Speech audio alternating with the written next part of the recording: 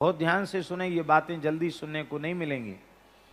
जब विरजा स्नान के बाद दिव्य देह प्राप्त होता है तब जीव भगवान के नित्य धाम में जाता है। सबने अलग अलग नक्शा बना रखे हैं। बैकुंठ वाले कहते सबसे ऊपर बैकुंठ है, उसके नीचे साकेत गोलोक है। गोलोक वाले कहते सबसे ऊपर गोलोक है, उसके नीचे साकेत बैकुंठ है। साकेत वाले कहते सबसे ऊपर साकेत है, फिर उसके इधर उधर गोलोक वैकुंठ हैं। भैया हमारी हाथ जोड़ के प्रार्थना है, रामकृष्ण नारायण में भेद नहीं, इसलिए रामकृष्ण नारायण के धाम में भी भेद नहीं।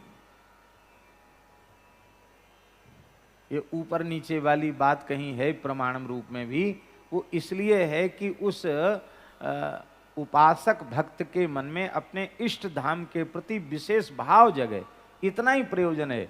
उसमें ऊंचा नीचा करने का प्रयोजन नहीं है। उसमें क्या ऊंचा क्या नीचा, भगवान भी दूसरा भगवान नहीं बना सकते। लो साहब, सर्वसमर्थ भगवान है, अपने जैसा दूसरा बना के दिखाओ, नहीं बना सकते।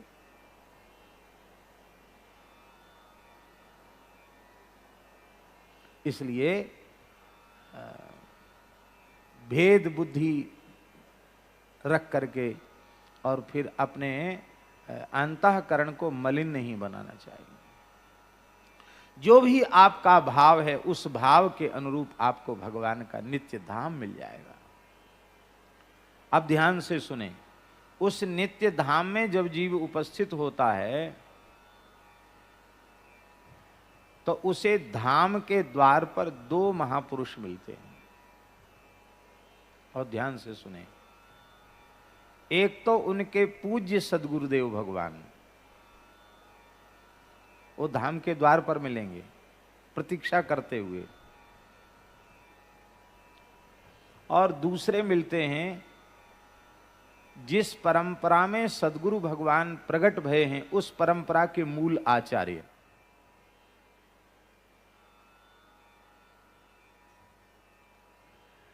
दाहिना हाथ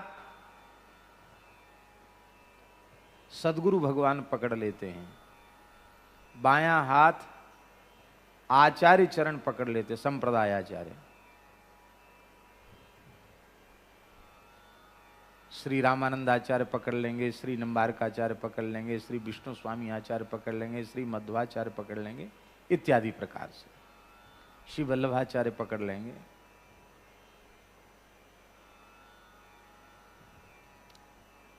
और फिर उस जीव को भगवान की शरण में ले जाते हैं, डाल देते हैं, लो आपकी भेंट आपके चरणों में अर्पित है। तो उस जीव को देख करके भगवान इतने द्रवित हो जाते हैं, भगवान के नेत्रों से अविरल अश्रुधारा बहने लग जाती है। जैसे किसी माँ का इकलौता पुत्र बरसों से खो गया हो, माता दिन रात रुदन कर रही हो और अकस्मात कोई उसके एकमात्र पुत्र को लाकर उसकी गोद में रख दे, उस माँ को कितनी प्रसन्नता होगी। उससे भी कई गुना अधिक प्रसन्नता भगवान को होती है। भगवान अपने प्रेमाश्रु जल से उस जीव का अभिषेक कर देते। वो चरणों में पड़ा है, भगवान के नेत्रों से जल बहता है।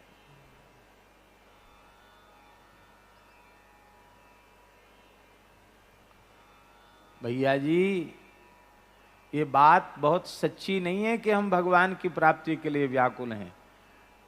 जीव में जितनी व्याकुलता, भगवत व्याकुलता सबके भीतर नहीं होती है, ये गुरुजनों की कृपा से ही व्याकुलता जगती है। भगवत दर्शन की व्याकुलता सबके भीतर उत्पन्न नहीं होती।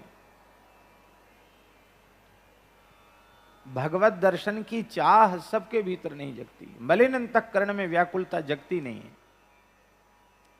और जब व्याकुलता जगती है तो लगता है कि हमसे अधिक व्याकुल कोई नहीं होगा, भगवान तो मौज कर रहे हैं, उन्हें कोई परवाह ही नहीं है। हम रो रहे हैं, तड़फ रहे हैं, चीख रहे हैं, चिल्ला रहे हैं, और ठाकुर जी पता नहीं कहाँ चैन की बंसी बजा रहे हैं, ऐसा लगता है कई बार। और प्रेमी कह भी देते, नाया तस् सखी निर्दया। अरे निर्दय, अरे सखी वो निर्दय अब तक नहीं आया। ठाकुर जी को निर्दय भी कह देते हैं। पर सच्ची बात यह है कि हम जितने व्याकुल नहीं हैं, उससे कई गुना अधिक व्याकुल श्री ठाकुर जी हमें अपनी अंक में लेने के लिए। और भगवान कितने व्याकुल हैं इसकी अनुभूति तब होती है जब जीव भगवान के नित्य धाम में पहुंचता है।